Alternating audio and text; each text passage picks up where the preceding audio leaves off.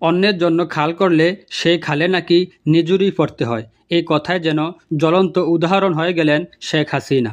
নিজের বিয়ের দিনে মানে বিয়ে বার্ষিকীতেই মৃত্যুদণ্ড তথা উপরে যাওয়ার রায় ফেলেন তিনি। শেখ হাসিনা ও আসাদুজ্জামান খান কামালকে মৃত্যুদণ্ড দিয়েছেন ট্রাইব্যুনাল। রাজ সাক্ষী হয় সাবেক আইজিপি চৌধুরী আবদুল্লাহ আল মামুনকে 5 বছরের কারাদণ্ড দেওয়া হয়েছে।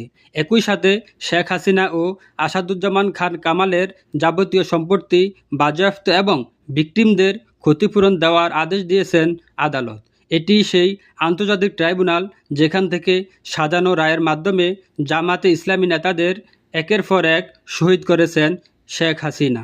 একটা জিনিস খেয়াল করুন, শেখ হাসিনার ভাষায় রাজাকারগুলো পালায়নি। নিজামী, মুজাহিদ, সাইদি, গোলাম আজম ও কাদের মোল্লা, এটিএম আজহার কেউই ভয়ে পালালেন না। মীর কাসেম আলী তো বিদেশ থেকে দেশে এসে বিচার কার্যে যোগ দিলেন। সবাই একে একে শহীদ হলেন, কারাবরণ করলেন, তবুও আপোষ করলেন না। হাসিনার ভাষায় তথাকথিত পাকিস্তানের দালালরা পাকিস্তান পলায়ন করলেন না।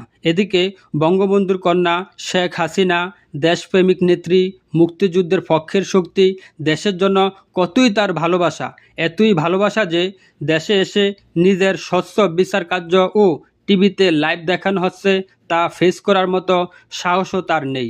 অথচ জামাত ইসলামীর নেতাদের নিজের প্রহসনের বিচারে একে একে সবাইকে কোরবানি করে দিলেন। শেখ হাসিনা পালালেন ভারতে।